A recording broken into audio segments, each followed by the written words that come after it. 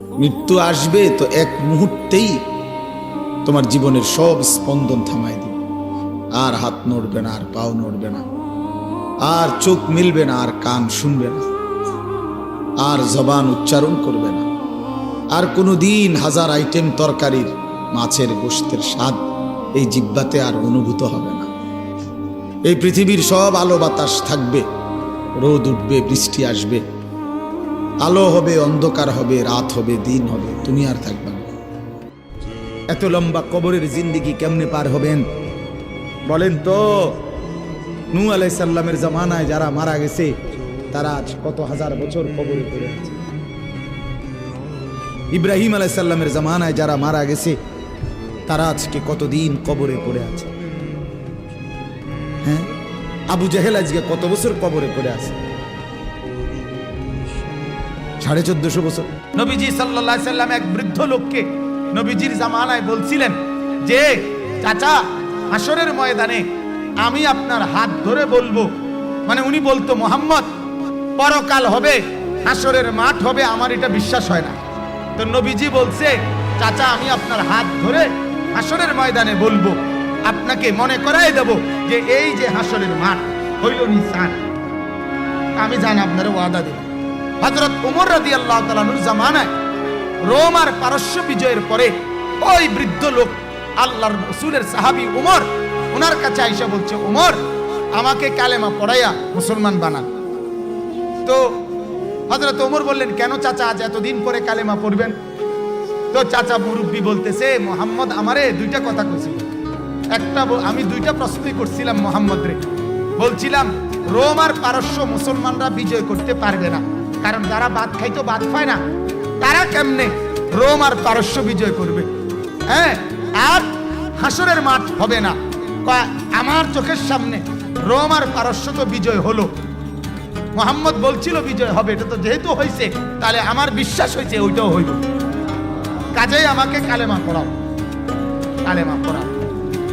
তখন হযরত ওমর কালেমা পড়াইয়া বলছিল, চাচা, আল্লাহর কসম, আমি সেদিনই জানতাম আপনি মৃত্যুর আগে কালেমা পড়বেনই, কালেমা না পড়ে আপনি মরতেন না, এটা আমার তখনই ইয়াকিন ছিল। বুড়া এবার কয়, কেমনে বুঝলা তুমি? আমি এমনে বুঝছি। হযরত ওমর বলেন, আল্লাহর নবী আপনার মনে আসেনি চাচা, আপনারে বলছিল, চাচা, আমি আপনার হাত ধরে বলবো, হাসরের মাঠে হাত ধরে মনে করাই দিব এইটা হাসরের মাঠ। আর আমার ইয়াকিন, ওমর বলে, যে নবী যারে হাসরের মাঠে হাতে ধরবে তারে আল্লাহ জাহান্নাম দিতে পারে না।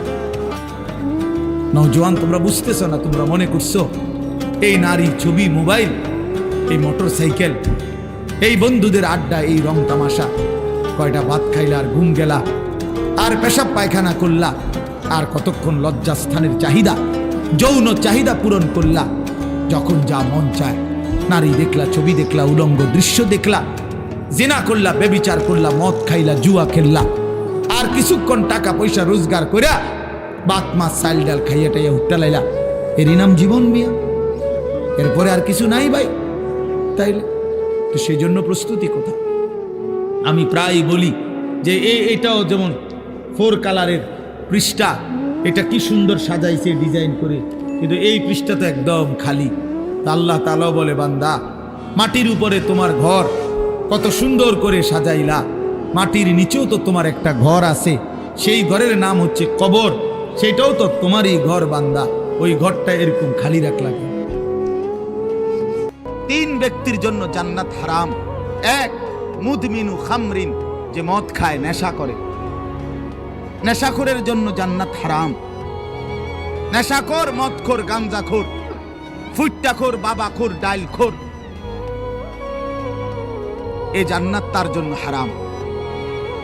2 নাম্বার হলো আকুল ওয়ালিদাইন, পিতা মাতার অবাধ্য সন্তান, মা বাপকে যে কষ্ট দেয়, মা বাপকে যে নাফরমানি করে, মা বাবার যে অকৃতজ্ঞ, মা বাবাকে যে জুলুম করলো, মা বাবার হক আদায় করলো না।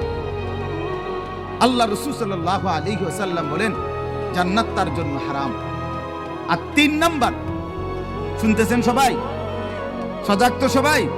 3 নাম্বার, ওয়াদাইয়ুস, রাসূলুল্লাহ বলেন, দাইয়ুসের জন্য জান্নাত হারাম। এখন প্রশ্ন হলো, দাইয়ুস কে? খোদার কসম বাপ, এটা আমারও বলা না, কোন আলেম না, আল্লাহ রসুল বলে দিছে। দাইয়ুস কাকে বলে? রসুল বলছে ওয়াদ দাইয়ুস আল্লাযী ইউকিররু আহলাহু